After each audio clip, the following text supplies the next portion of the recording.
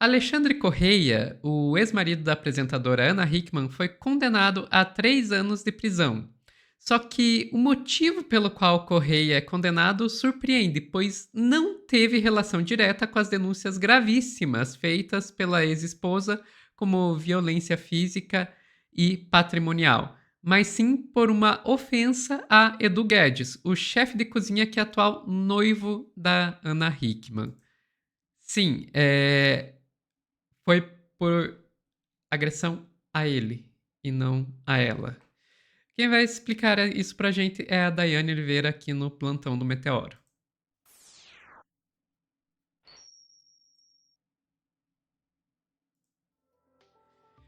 Explicar meio que inexplicável, né, Dai? Vamos e convenhamos.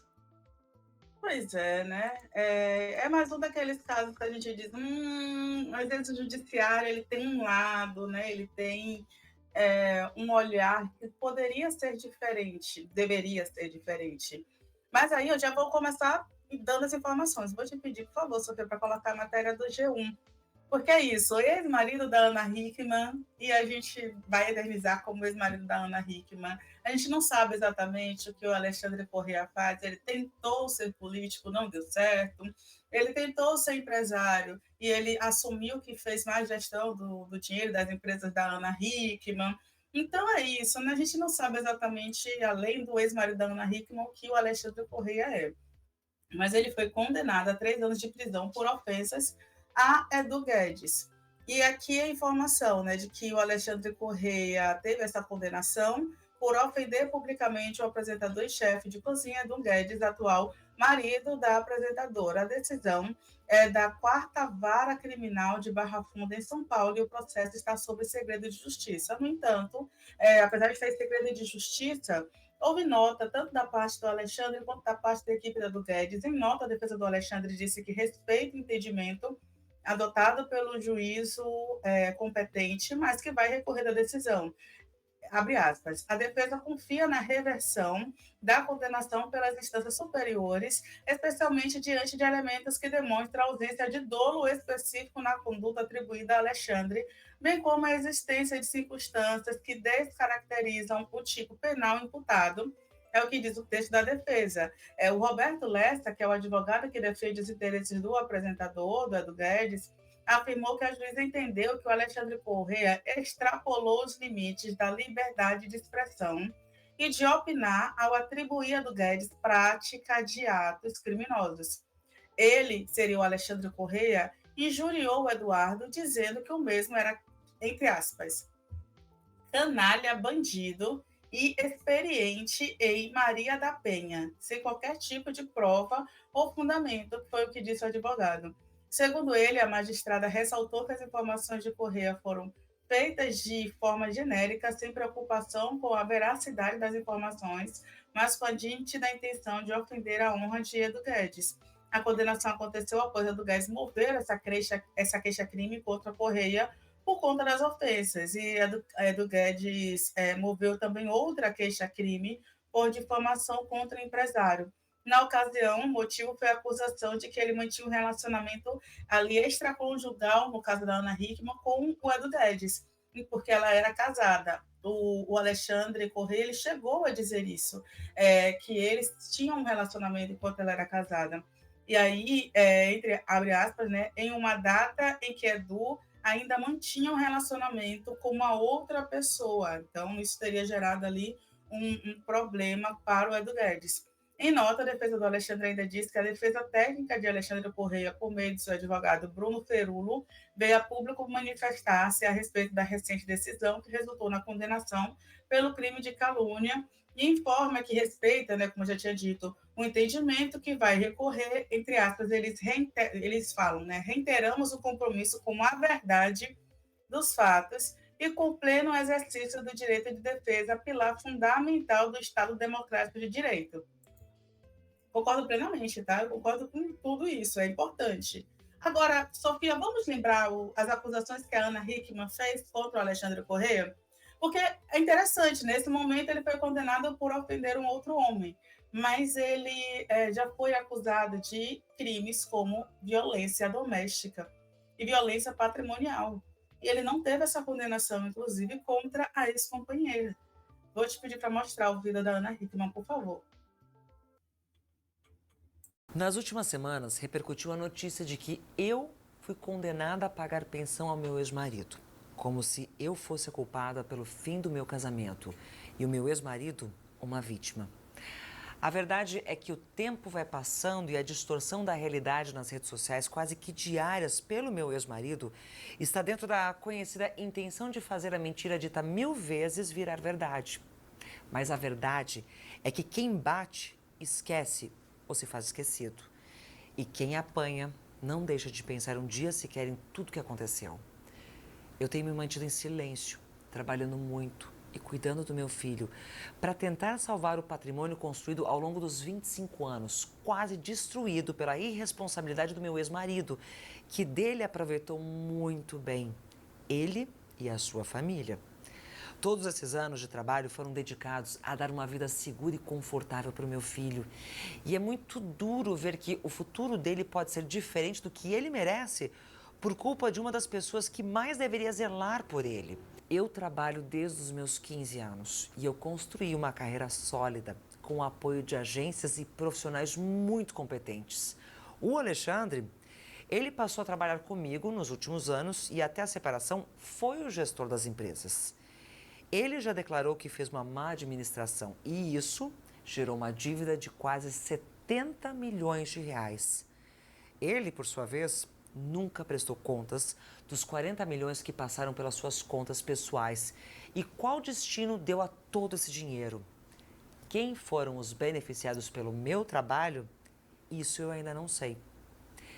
Ele se negou a fornecer material grafotécnico em conjunto com Cláudia Helena dos Santos, quem eu sei que foi sim sua cúmplice para a apuração das falsificações de assinaturas. Até a nossa separação, a Cláudia tinha minha total confiança e esteve ao meu lado nos últimos anos de trabalho. Tanto ela quanto ele eram o meu apoio profissional e pessoal. E aí, como é que eu podia desconfiar? Mesmo divorciado, o Alexandre continua praticando violência verbal e emocional na mídia contra mim. Eu que sou a mãe do filho dele. E tenta viver às custas do meu trabalho pessoal, como fez nesses últimos 25 anos. Além disso, ele se recusa a pagar pensão para o único filho, ainda que faturando alto em torno do divórcio e da minha imagem, sem falar da verba de campanha do fundo partidário. O judiciário concedeu há 1 ano e 2 meses que todas as quartas-feiras ele visitasse o filho.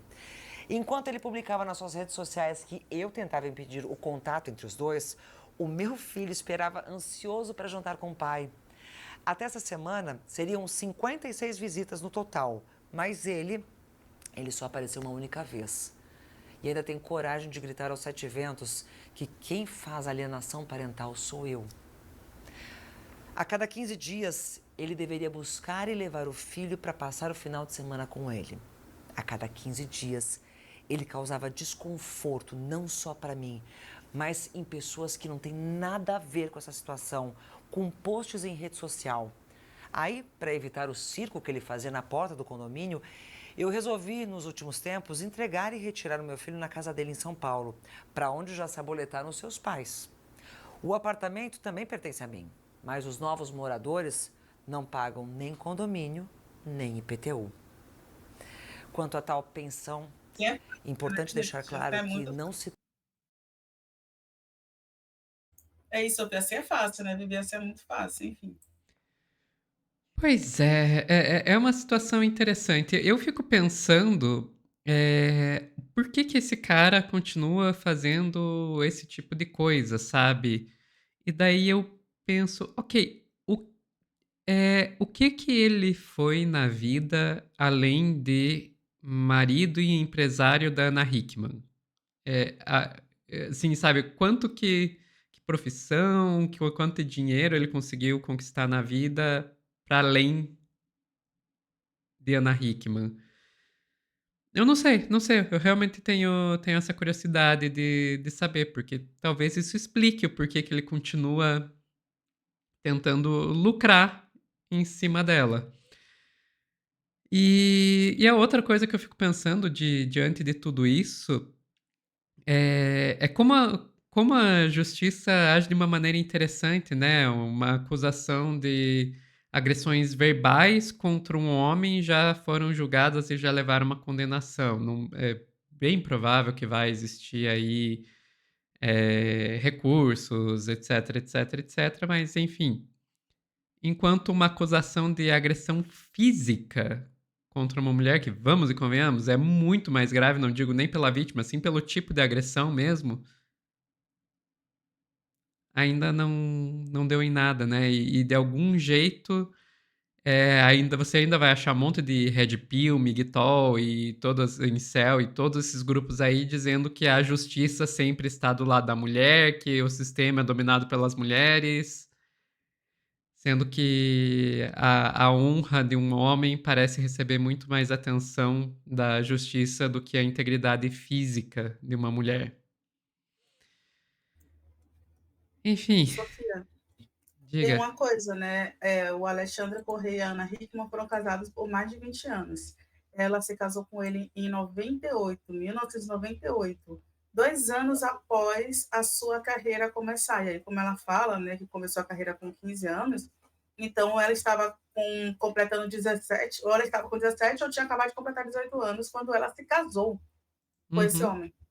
Sabe? É isso, ela passou uma vida inteira com o Alexandre Correia. E quando você fala em toda a ascensão da carreira dela, ela estava ao lado dele. E aí é um ótimo questionamento, né? A gente sabe que é Ana Hickman, mas o que será que aconteceu com esse relacionamento ao longo de todo esse tempo, né? O que será que o Alexandre fez ao longo de todo esse tempo? Enfim, né? O fato dele não ter uma vida descolada da Ana Hickman e tão expressiva já dá uma ideia do que a gente está falando. E aí tem um ponto também, tá, Sofia, que você acaba de falar que é interessante, que é o seguinte: eu fui lá, né, mergulhar nas redes sociais do Alexandre, e até recentemente ele ainda falava de alienação parental. A denúncia que a Ana fala é muito séria, porque é isso, é uma pessoa que fala, posta a foto do filho, uma exposição desnecessária de uma criança, faz um processo aí de gravar a criança falando que quer ficar com ele, quer morar com ele, um processo claro de violência para uma pessoa que está acusada de Maria da Penha. Esse processo ainda corre, a gente não pode ainda falar sobre ele.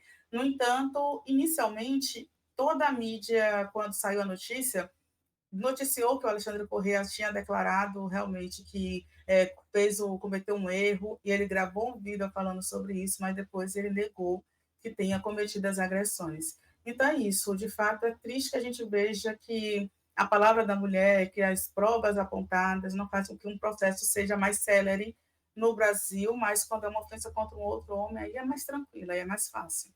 É triste, Sofia, mas é isso aí.